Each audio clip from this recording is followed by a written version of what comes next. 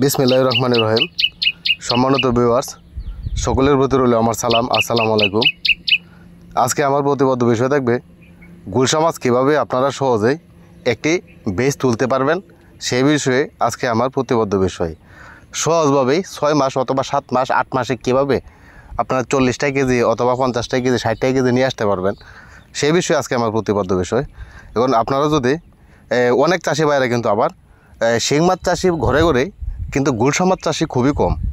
এটার একটাই কারণ, গুলশা মাছটা চাষ করতে মানুষ অথবা চাষি ভাইয়েরা অনেকেই ভয় পায়।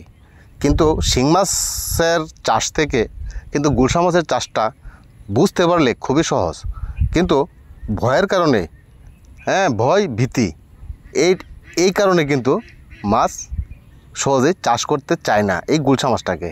কিন্তু আপনারা ভয় না পেয়ে, কারণ রিস্ক নিতেই হবে, রিস্ক যদি না নিতে পারেন তাহলে কিন্তু মাছ চাষ করতে পারবেন না।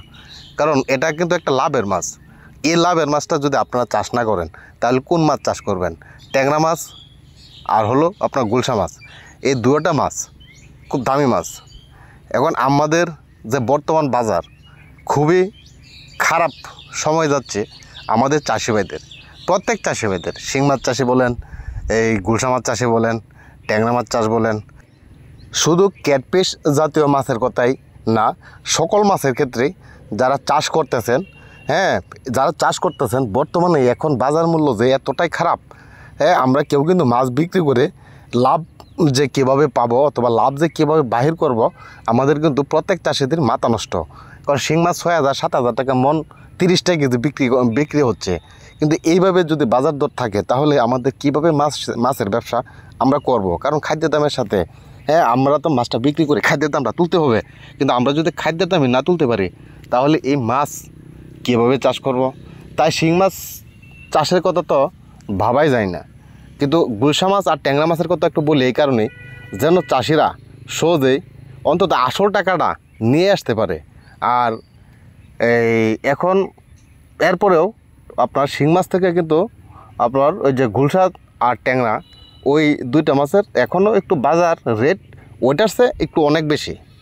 ওই শিং মাছ থেকে গুলশা মাছের বাজার রেট এখনও বেশি।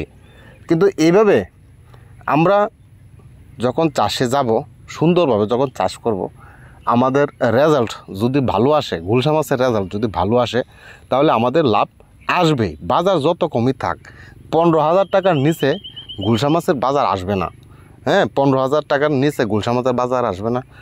এই ট্যাংরা মাছের বাজারও কিন্তু 15,000 টাকার নিচে আসবে না। কারণ এই গুলশা মাছটা কিন্তু অনেক চাষিরা কিন্তু ভয় পায়। এই ভয় পাওয়ার কারণে আপনার গুলশার চাষি কম। এই গুলশার চাষি কম থাকার কারণে এটা উৎপাদন কম। এটার উৎপাদন যেহেতু কম, তাহলে আমরা এই একটা সুযোগ, এই সুযোগে আমরা যারা চাষ করে, মাছ চাষ করে, আমরা কিন্তু একটি পুকুর ফেলে রাখতে পারি না।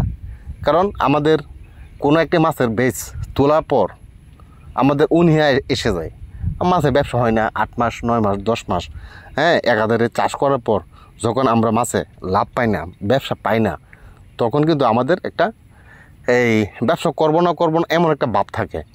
কারণ যেহেতু 8 মাস 1 বছরে কোনো একটা রেজাল্ট পেলাম না, তাই এমন একটা ভাব থাকে যে না, মাছের ব্যবসা করবো না। কিছুদিন ঘরে বসে থাকার পর তখন ওই চাষে কিন্তু আর ভালো লাগে না, আবার মাছ ফালাই, এমন কিন্তু একটা আকাঙ্ক্ষা জন্ম নেই, আবার মাছ ফালাই, তখন আবার কি মাছ পাবলে, তখন কিন্তু আবার একটা দ্বিধাদ্বন্দ্ব পড়ে যায়। আমি সাজেস্ট করি, এটা আমার তরফ থেকে সাজেস্ট করতেছি, ট্যাংরা ছাড়ুন অথবা গুলশা ছাড়ুন। ট্যাংরা ছাড়লেও মোটামুটি লাভ পাবেন, গুলশাও যদি ছাড়েন তাহলেও মোটামুটি লাভ পাবেন। কিন্তু এখানে আপনাদের ট্যাংরা অথবা গুলশা যেটাই ছাড়েন, লাভ এখান থেকে আসবে আশা করি।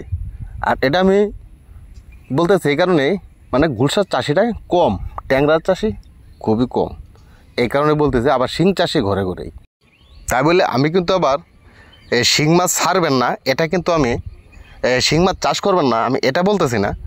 আপনার শিং মাছ চাষ করবেন, কিন্তু এটাও ভেবে শুনে চাষটা করবেন। কারণ এটাতেও ব্যবসা হয় না এমন না, এটাতেও হয়। যদি বাজার যদি ভালো হয় তাহলে লাভ আসে, লাভ এটাতেও আসে, ভালো লাভ আসে যদি বাজার ভালো থাকে। আর যদি বাজার ভালো থাকে না তাহলে তো ভাই শুধু শিং মাছ কেন, সকল মাছের কিন্তু বাজার কমে যায়। শিং মাছ এখন মনে করেন হয়তো 30 কেজি মাছ এই 6,000-7,000 টাকা মন। গুলশা মাছের কিন্তু বাজার রেট কমে গেছে, 15,000 টাকা মন এসে গেছে। হ্যাঁ, ট্যাংরা মাছেরও বাজার রেট কম, কিন্তু প্রত্যেকটা বাজারের রেট, একটা মাছের যদি বাজার রেট কমে যায় তাহলে প্রত্যেকটা মাছের কিন্তু বাজার রেট কমে, কিন্তু ব্যবধানটা কিন্তু আবার অনেক থাকে, যদিও কমে। এরপরে গুলশা মাছ আর শিং মাছের ব্যবধানটা অনেক থাকে। আর আমি হয়তো প্রমোট করতেছি মানে লাভের জন্য, ট্যাংরা আর গুলশা এই দুইটাতেই একটু লাভ পাওয়া যায়। আর শিং মাছ চাষ করবেন না আমি এটা কিন্তু বলতেছি না, আপনারা শিং মাছও চাষ করবেন, কিন্তু ভেবে চিন্তে চাষ করবেন। উচ্চ ঘনত্বে শিং দিবেন না। আমার টপিক কিন্তু আজকে গুলশা মাছ নিয়ে, কিন্তু চলে গেছে আবার শিং মাছের মাঝে, কিন্তু আমি বলতেছি আর শুনতেছেন তো আমার চাষি ভাইয়েরাই, কারণ প্রত্যেক চাষিরা কিন্তু শিং, গুলশা, পাবদা এসবের ভিতর এইসব মাছ নিয়ে কিন্তু সকলেই রিচার্জ করেন অথবা জানেন, বুঝেন। হ্যাঁ, অনেকেই জানেন, অনেকেই বুঝেন লাভ লস, কারণ প্রত্যেকেরই লাভের দরকার। আর আমরা যারা শিং মাছ চাষ করি, আমরা উচ্চ ঘনতে চাষ করব না। উচ্চ ঘনতে চাষ করলে ভাই খাবার খাবে, ওই খাবার অনুযায়ী ওই মাছ গ্রোথ আসে কম। আপনার মাছ এক বছরে হয়তো 30টায় আসবে, 25টায় আসবে, কিন্তু যে পরিমাণে সে খাবার খাবে ওই পরিমাণে মাছের ওয়েট আসবে না, আপনার কস্টিং বেড়ে যাবে। তাই আমি বলি উচ্চ ঘনত্বে মাছ না ছেড়ে, শিং মাছটা উচ্চ ঘনত্বে না ছাড়বেন না ছেড়ে প্রতি শতাংশে 2,000 অথবা 1,500 পিস দিয়ে যদি মাছ চাষে যান তাহলে আপনাদের এখান থেকে লাভ আসবে। আর যারা উচ্চ ঘনত্বে যান, আপনার একটা পুকুর থেকে আপনি 800 মণ মাছ বিক্রি করলেন, 800 মণ মাছ বিক্রি করলেন, এটা কিন্তু মন বিক্রি করতে পারলেন, ঠিক আছে, কিন্তু এখান থেকে কত টাকা প্রফিট আসলো? আপনি 4 লাখ মাছ ছেড়ে 3 লাখ মাছ ছেড়ে যদি আপনি 800 মণ মাছ বিক্রি করেন, আর আপনি 4 লাখ মাছ না ছেড়ে যদি 2 লাখ মাছ ছেড়ে যদি আপনি 800 মণ মাছ বিক্রি করতে পারেন, তাহলে তো আপনার 2 লাখ মাছে খাবার খেয়ে আপনার 800 মণ মাছ এসে গেল। আর এদিকে 4 লাখ মাছ ছেড়ে আপনার মাছ আসলো 800 মণ, আপনার তো খাবার এখানে কমে যাবে। খাবারের কস্টিং যখন কমে যাবে তখনই তো আপনার লাভ আসবে, মাছ মোটা হবে, মাছ বড় হবে, মাছ খাদ্য খাবে কম, আপনার খাবারের কস্টিংটা যেহেতু কমে যাবে, তাহলে দেখবেন আপনার লাভ আসবে। আপনার এইভাবে চিন্তা করে আপনার মাছ চাষ, শিং মাছটা এইভাবে চাষ করবেন, তাহলে দেখবেন আপনাদের শিং মাছ থেকেও লাভ আসবে। আচ্ছা, যাই হোক, আমার আজকের টপিক হলো গুলশা মাছ নিয়ে। আমি গুলশা মাছের কথা বলতেছি।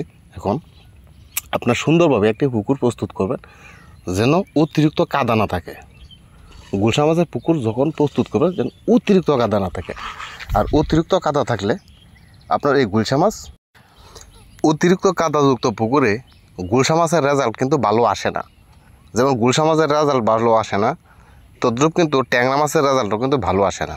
অতিরিক্ত কাদাযুক্ত পুকুরে গুলশা মাছ অক্সিজেন ফেল করে ঘন ঘন। গুলশা মাছ যেহেতু অক্সিজেন ফেল করবে ঘন ঘন, তাহলে তো বুঝতে পারতেছেন অক্সিজেন ফেল করলে যে কী সমস্যা হয়। আমি কিন্তু পিছনের ভিডিওতে অক্সিজেন ফেল করলে কী সমস্যা হয়, অক্সিজেন ফেল করলে কী রোগে আক্রমণ করে, অক্সিজেন ফেল করলে মাছের কী ক্ষতি হয়, আর অক্সিজেন ফেল করলে আমরা কি শেষ মুহূর্ত পর্যন্ত মাছ বিক্রি করতে পারবো কি না। না ভাই, অক্সিজেন যদি ঘন ঘন ফেল করে তাহলে কিন্তু আমরা লাস্ট মুহূর্ত পর্যন্ত মাছকে টিকিয়ে রাখতে পারবো না। হ্যাঁ, দেখবেন অক্সিজেন ফেল করতে করতে মাছ আস্তে আস্তে কমতে থাকবে। এক সময় দেখবেন আপনার মাছই থাকবে না। 1 লাখ মাছ ছাড়লে মনে করেন 20,000 10,000 মাছ পাবেন লাস্ট মুহূর্ত পর্যন্ত। জানে এই কারণে আমি বলতেছি অতিরিক্ত কাদাযুক্ত পুকুরে আপনারা গুলশা মাছটা চাষ করবেন না। মানে 6 ইঞ্চি 7 ইঞ্চি 8 ইঞ্চি কাদাযুক্ত পুকুরে চাষ করতে পারবেন, কিন্তু 3 ফুট 4 ফুট অথবা অর্ধেক সরে ঘেরা যায়, হ্যাঁ, এমন কোনো পুকুর আপনারা নির্বাচন করবেন না। যদি এমন পুকুর কারো থেকেও থাকে তাহলে যেভাবে হোক এই কাদা সরিয়ে ফেলবেন। কাদা সরিয়ে তারপরেও পুকুর প্রস্তুত করবেন সুন্দরভাবে। পুকুর প্রস্তুত করে হ্যাঁ আপনারা মাছ ছাড়বেন, কিন্তু অতিরিক্ত কাদাযুক্ত না। আর ওয়েদারের কারণে যদি অক্সিজেন ফেল করে এটা হলো অন্য হিসাব।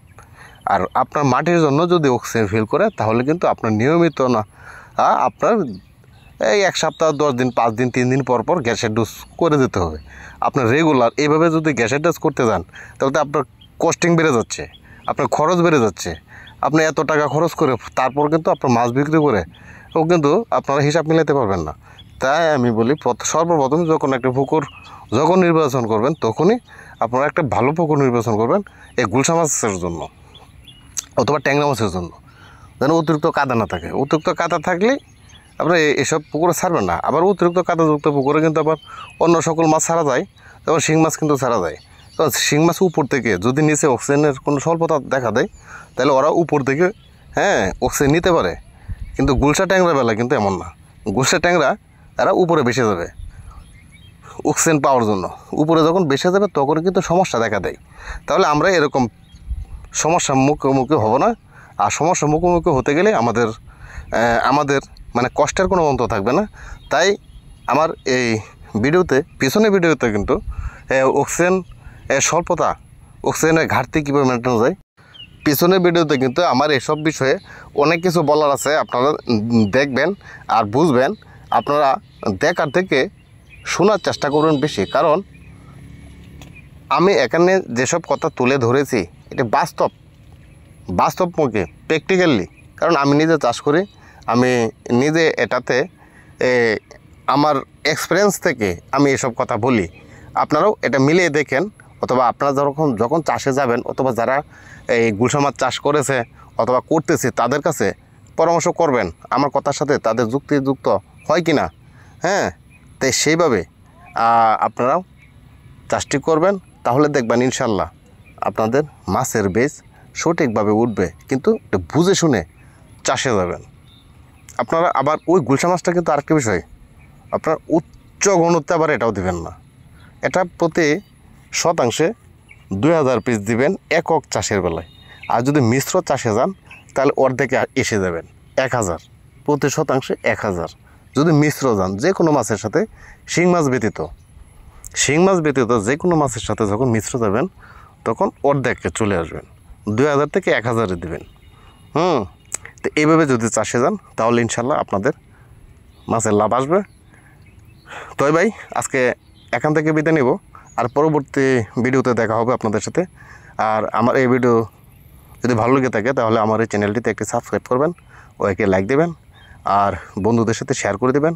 আর কোনো কিছু জানতে আমার কমেন্ট বক্সে কমেন্ট করবেন, আমি কমেন্টের উত্তর দেওয়ার চেষ্টা করবো ইনশাল্লাহ। তাহলে এখান থেকে বিদায় নিলাম। খুদা হাফেজ, আল্লাহ হাফেজ।